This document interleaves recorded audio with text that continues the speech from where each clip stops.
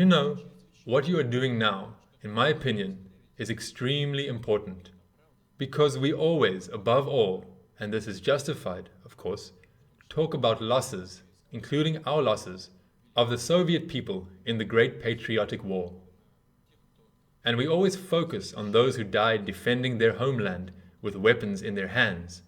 And this is justified, but almost never or very rarely do we turn to civilian victims. But now, being in St. Petersburg, Leningrad, we understand how important this is. We immediately recall these 125 grams of bread, which every civilian was entitled to have. We recall that during a year in Leningrad at the time, during the war, 100 times more people died every day than in peacetime. 100 times. We must remember the heroism that was inherent in the inhabitants of the besieged Leningrad. Siege of Leningrad, 125 grams of bread. I myself was surprised to find, during the blockade, the inhabitants of the city donated 144 tons of blood. In order to take this in appropriate packaging to the front, blood was donated to the front. 150 rail cars were required. Just imagine, this is a simply incredible feat of the city residents, civilians, and while they themselves were dying in the city. This is just unbelievable. It is impossible to forget about this, and we must keep this memory forever.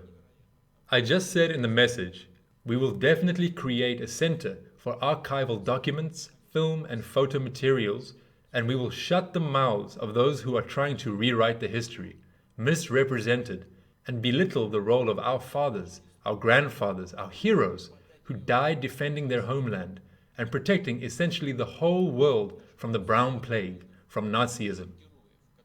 I think that this center will be open to both our citizens and the whole world, and we will not allow these attempts to present history in an entirely false light. I want to emphasize once again that we will shut up these filthy mouths with documents forever, to give them a good lesson. After all, so much enemy equipment and manpower was destroyed on the Eastern Front, on the Soviet-German front. And what losses do we have? You know, I'll go to Israel now and take part in the unveiling of a monument to the victims of the besieged Leningrad. And I am very grateful, we should all be very grateful to the leadership of Israel and those people who were the initiators of this event. This is a good event that remembers the victims of World War II, commemorates those who made a decisive contribution in the fight against Nazism. You know, I sometimes even think, and now I began to understand this, that in general, Jewish public organizations and the leadership of Israel are doing the right thing, that they do not let the world forget about the victims of the Holocaust. By the way, among the victims of the Holocaust, a significant, very large number of Jews were citizens of the Soviet Union.